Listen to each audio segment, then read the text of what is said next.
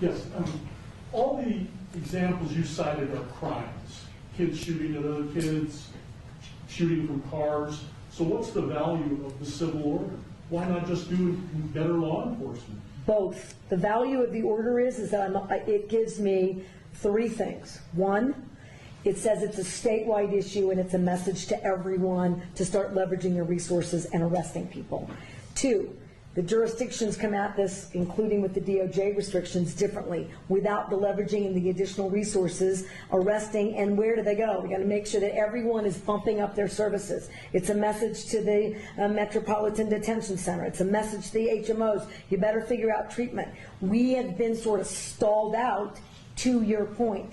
This order basically says, stop stalling out, and to your point, just arrest everyone. Well, I also have to have the ability, I can't arrest everyone. There are literally too many people to arrest. Well, this would allow us, if someone's got a concealed carry permit in Albuquerque walking down a public street, they're not going to get arrested. I can make the point that they should be. And this is the point. I'm willing to do anything and everything within a shred of evidence-based effort. Because if you're not horrified that on any street corner in too many cities in New Mexico, there is someone with a gun sticking out of their waist or their belt.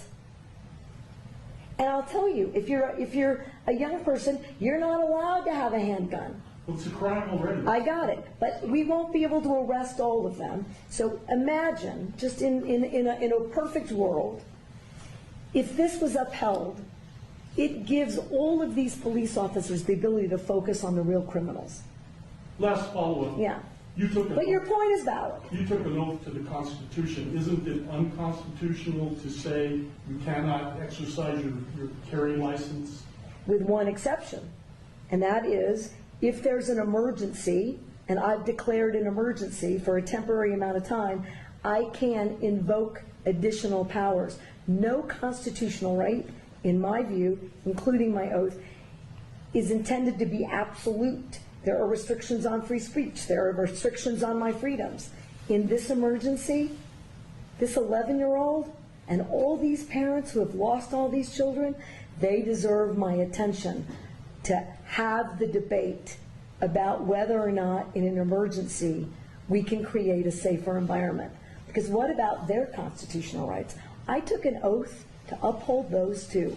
And if we ignore this growing problem without being bold, I've said to every other New Mexican, your rights are subrogated to theirs. And they are not, in my view. Wait a minute. You're talking about crimes. There are already laws against the crimes, so how are their rights? I got it. But again, if I'm unsafe, who's standing up for that right? If this climate is so out of control, somebody should do something. I'm doing as much as I know to do. Madam Governor, Yep. do you really think that criminals are going to hear this message and not carry a gun in Albuquerque on the streets for 30 days? No. But here's what I do think. It's a pretty resounding message